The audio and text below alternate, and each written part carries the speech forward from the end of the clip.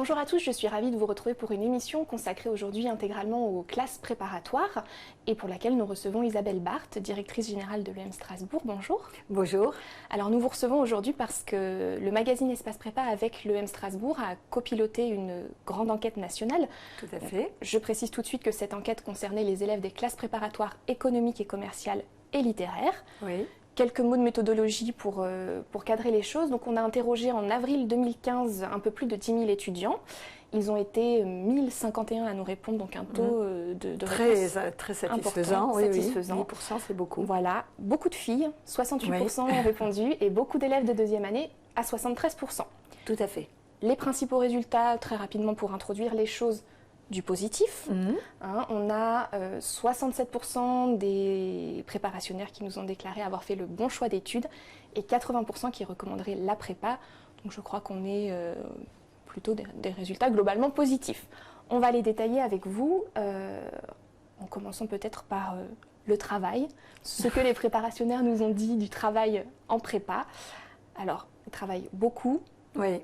Au lycée et chez eux, qu'est-ce que ça vous a inspiré, cette quantité de travail? C'est finalement quelque chose à quoi on pouvait s'attendre. Voilà, alors il n'y a pas de surprise, hein. C'est la deuxième année qu'on fait ce baromètre. En effet, c'est la deuxième année qu'ils sont très satisfaits d'avoir choisi prépa et qu'ils la recommanderaient. Et en effet, ça se caractérise par un gros volume de travail. Ils s'y attendent, donc c'est très logique qu'ils n'en souffrent pas. Et en effet, ce travail, on est loin des 35 heures. Hein. Je pense qu'on est sur des semaines extrêmement chargées. Néanmoins, ils arrivent quand même à garder un hobby pour une partie d'entre eux, particulièrement les garçons. Ça, c'est intéressant. Et c'est vrai que c'est un travail beaucoup en classe, avec quelques caractéristiques. Ils travaillent tout de même en groupe, mais c'est quand même un travail assez solitaire en définitive. Et en effet, beaucoup chez eux, quand ils ne sont pas en classe. On avait essayé de tester si des cafés, des espaces plus collaboratifs étaient leur lieu favori, mais ce n'est pas le cas. D'accord. Alors, ils nous ont signalé aussi assez peu utiliser leur ordinateur finalement. On a été étonnés de Alors oui, là, c'était une petite surprise en 2015. Ils sont beaucoup plus sur le papier-crayon. Alors, est-ce que c'est les conditions aussi de travail classiques qu'on leur demande, hein? C'est peut-être aussi quelques exigences. Mais en effet, ils ne sont pas du tout sur l'ordinateur, encore moins sur la tablette. Et c'est peut-être une bonne nouvelle, puisque les études montrent qu'on mémorise beaucoup mieux en écrivant qu'en tapant sur un clavier. C'est vrai. Alors peut-être qu'il y aura quelque chose à rattraper une fois qu'ils seront en grande école. Je ne sais pas si à l'EM Strasbourg, par exemple, l'ordinateur, la tablette, c'est plutôt... Alors, les étudiants travaillent tous à l'école sur ordinateur, hein, c'est une évidence, mais je ne suis pas du tout inquiète, hein, parce que s'ils travaillent sur papier-crayon ou stylo pendant la prépa, j'imagine que chez eux, ils sont extrêmement familiers de l'ordinateur. On a aussi un pourcentage qui est ressorti, qui m'a semblé intéressant, c'est 10% qui affirment avoir suivi une préparation complémentaire ou au cours de leur deuxième année de classe préparatoire. Qu'est-ce que vous en pensez, ça? Le fait d'aller chercher des ressources en dehors de la prépa, c'est... Alors, c'est quelque chose qui est assez classique dans d'autres types d'études, hein, la prépa qui accompagne la fac, on le sait. Est-ce que c'est quelque chose d'émergent? Il faudra qu'on suive le baromètre d'année en année. C'est aussi une façon de se rassurer, hein, très souvent, et de consolider quelquefois des lacunes. La prépa est quand même tournée vers le groupe, elle individualise pas trop le parcours, donc c'est peut-être aussi une forme d'individualisation qu'ils recherchent. Je crois qu'il va falloir qu'on s'arrête un instant sur la participation orale et l'école. Là, on a vraiment malheureusement des clichés qui s'installent, je crois. Je ne sais pas ce que vous en pensez, mais les garçons nous disent clairement que participer à l'oral en classe, c'est dans leur nature, quand les filles disent ne pas le faire par timidité. Alors déjà, la prépa, c'est quand même la culture de l'écrit, beaucoup plus. Hein, l'oral paraît beaucoup moins présent, même si ça existe, hein, particulièrement l'école. Mais c'est un oral de synthèse, un oral d'expression. On n'est pas du tout dans la culture du débat. Ça, c'est important aussi de le dire. Par contre, en effet, quand ils nous disent s'exprimer à l'oral, oui, on a toujours cette autocensure chez les filles.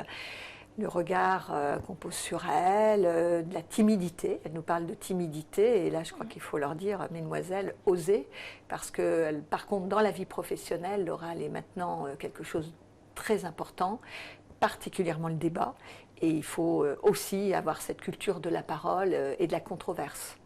Est-ce que vous voyez un changement ou à l'école, est-ce qu'à l'EM Strasbourg, les filles prennent leur place comme il faut, comme vous le souhaitez? À l'EM Strasbourg, les filles prennent particulièrement leur place. J'y tiens beaucoup et je les y encourage. On a un peu plus de 50% de filles déjà, donc ça, les masses critiques sont là. Mais c'est vrai qu'on a toujours ces petits rapports à la légitimité qu'on connaît bien dans la vie professionnelle. Donc il faut qu'on cultive cette affirmation de soi dans les business schools. On y travaille beaucoup à l'EM Strasbourg, mais c'est vrai que si ça peut démarrer en prépa, ça serait encore mieux. Bon. Le message est passé. On va s'arrêter un instant aussi sur ce que les préparationnaires nous disent attendre de leurs professeurs. C'est assez intéressant de voir que très majoritairement, ils attendent de leurs professeurs en classe préparatoire et à l'école qu'ils soient de très bons pédagogues, qu'ils soient aussi des experts. Alors pour citer quelques chiffres, les pédagogues, ça tourne autour de 75-80%, l'expertise autour de 65-70%. Et ensuite, ils attendent de leurs professeurs en classe préparatoire qu'ils connaissent très très bien le concours et en école qu'ils connaissent très bien l'entreprise. Est-ce que vous avez un commentaire Non, alors je crois que c'est une vision assez classique du professeur. Les prépas, ils sortent du lycée, sont dans une logique, après avoir réussi le bac, de réussir le concours. Donc on est dans quelque chose d'une ambiance assez classique. Le professeur, pédagogue, expert, et la vision de la business school, évidemment, de l'ouverture vers le monde professionnel.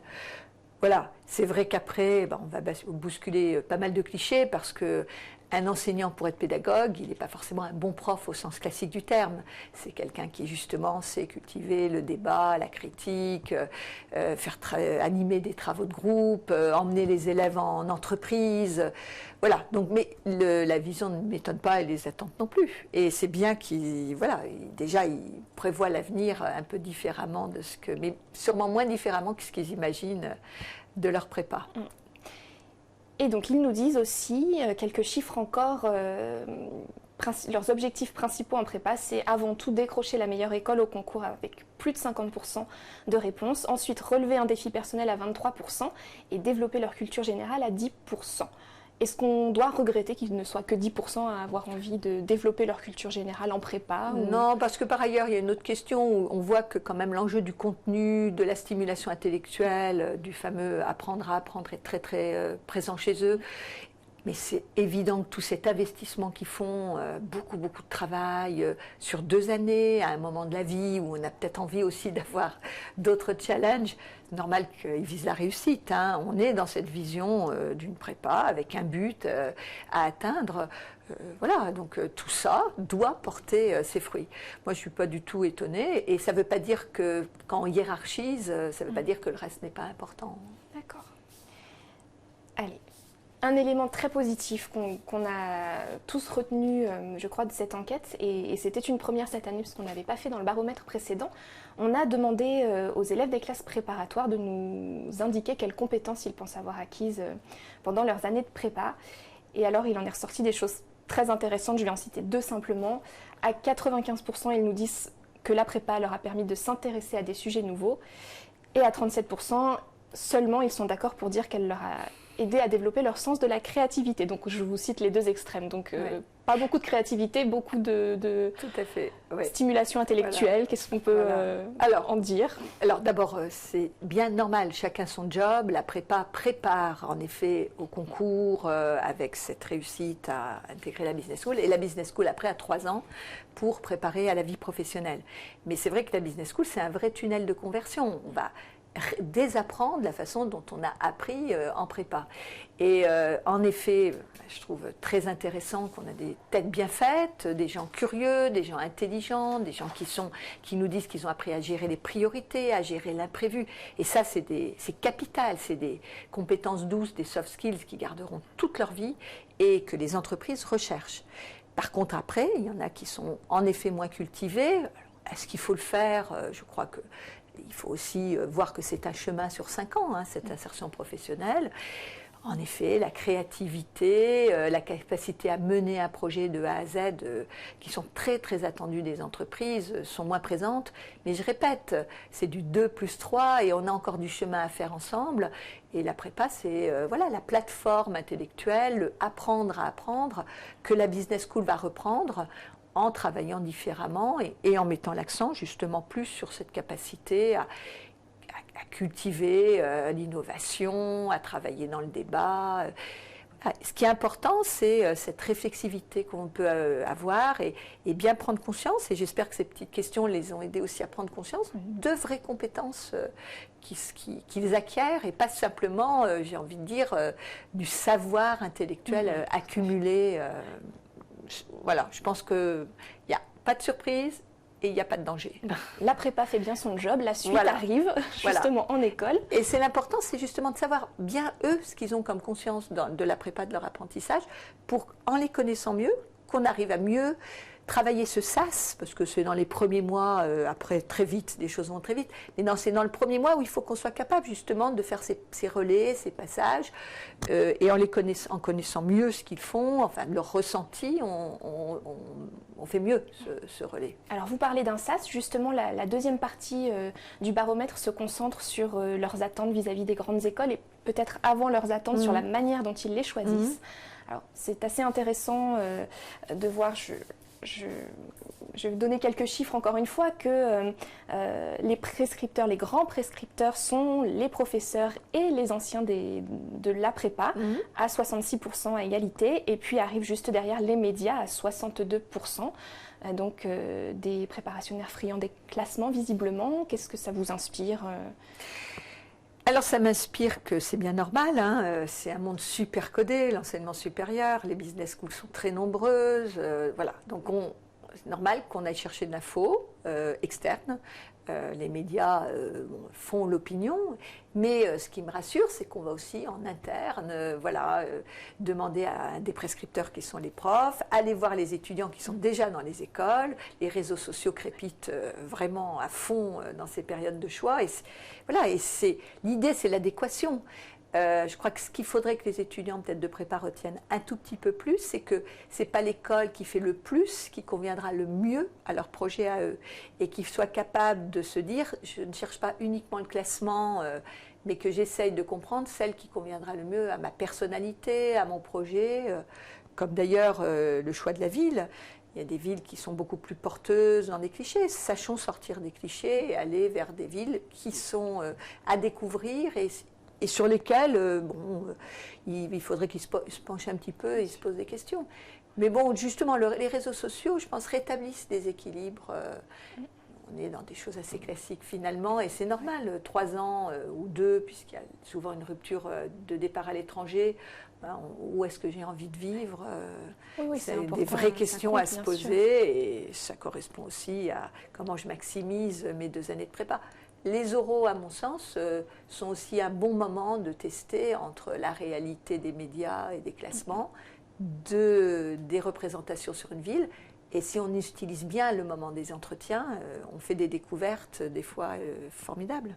Alors vous citez la ville, je vais simplement donner encore une fois quelques chiffres pour qu'on puisse savoir de quoi on parle. En effet, quand on demande aux élèves de classe préparatoire ce sur quoi ils basent leur choix d'école, à 52% ils citent la ville, à 46% les parcours académiques proposés, à 45% encore une fois les classements de la presse et à 43% les partenariats internationaux. Il y a un vrai engouement pour l'international et les filles tout particulièrement disent avoir vraiment envie de partir. C'est normal. Juste normal. Je veux dire, ça fait partie, c'est même plus optionnel. Enfin, je veux dire, c'est une obligation évidente, enfin, pour eux et pour elles, de passer. Et moi, je pense qu'il faut passer une année, une vraie année, comme on le propose à l'école de management de Strasbourg à l'international, revenir avec un nouveau bagage. Alors, non pas dans l'idée d'apprendre des langues et sortir justement de clichés, tout le monde doit partir aux États-Unis, en Australie, qui sont des pays formidables, mais au contraire, aller vers des pays beaucoup plus, je dirais, moins connus, plus riches en termes de CV. Après, là aussi, il faut qu'on les aide à cultiver la différence et pas rester sur les métiers. On ne va pas à l'étranger en business school pour apprendre une langue. On va à l'étranger pour s'acculturer, découvrir de nouvelles façons de vivre et préparer son insertion professionnelle. D'accord. Sur l'insertion professionnelle, alors c'est vraiment ce que les préparationnaires vont chercher en premier chez les grandes écoles, c'est un emploi assuré à 71%, ça c'est la quasi-unanimité. Ensuite arrive l'expérience internationale à 67% et le réseau à 66%.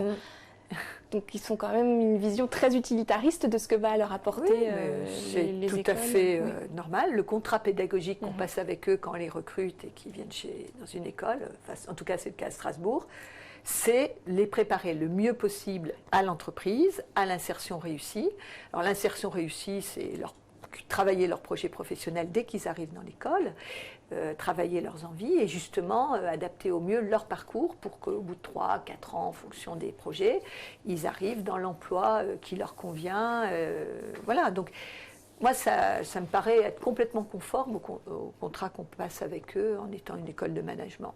Et l'insertion professionnelle en 2015, eh bien, c'est un challenge important. Hein.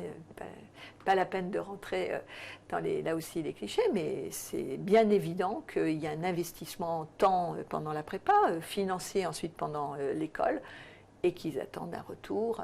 Le retour, c'est l'emploi assuré. Bon, justement, à ce sujet, nous nous sommes permis de leur demander d'être un peu plus précis sur leurs objectifs de carrière, même si c'est relativement tôt pour eux, donc difficile de les faire se projeter vraiment.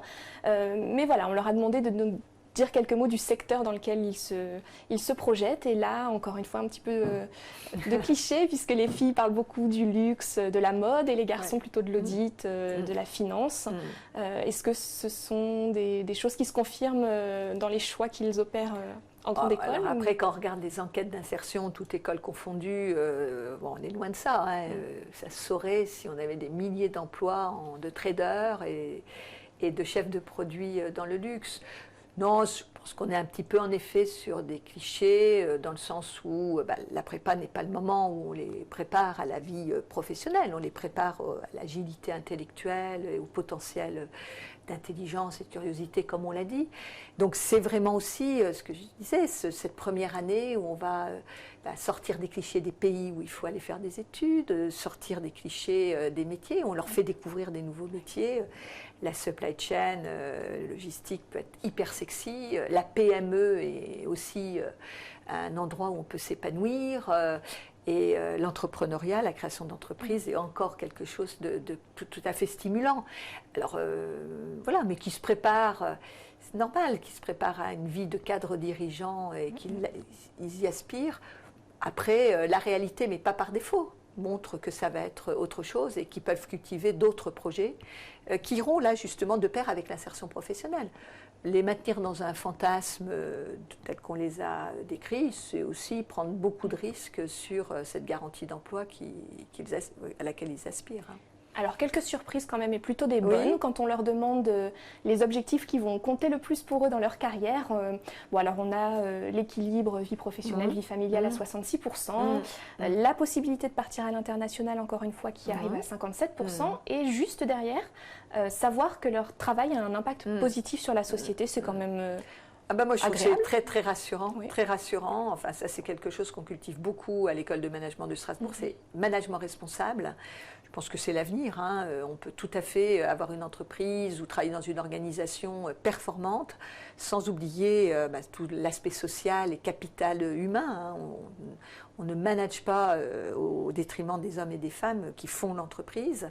J'ai l'impression qu'ils ont compris ça. On est dans un monde global. Voilà, la carrière se construit à travers le monde. Et puis, la conciliation vie privée, vie professionnelle, c'est une évidence.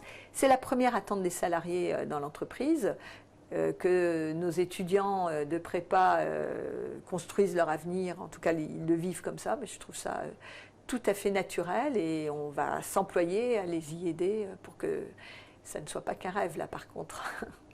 Allez. Un dernier mot, ou plutôt 3, les mots que les préparationnaires emploient pour décrire le manager. On a le podium, donc responsabilité à 96%, donc quasi unanimité vraiment, l'écoute et l'autorité ensuite. Mais moi je trouve que c'est un super trio. Je crois qu'on avait à peu près le même l'an dernier. C'est d'ailleurs rassurant de voir aussi d'une année sur l'autre qu'on garde le même. Pour moi le management c'est ça, hein. c'est être responsable.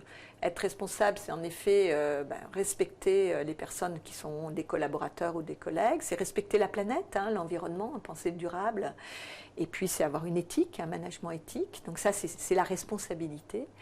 Ça ne peut pas se faire sans la reconnaissance et l'écoute, parce que le management, c'est pas du haut vers le bas, hein, c'est savoir construire avec tous ces défis des collaborateurs, des collègues qui vont vous mettre toujours en situation de controverse, mais qui peut être apprenante.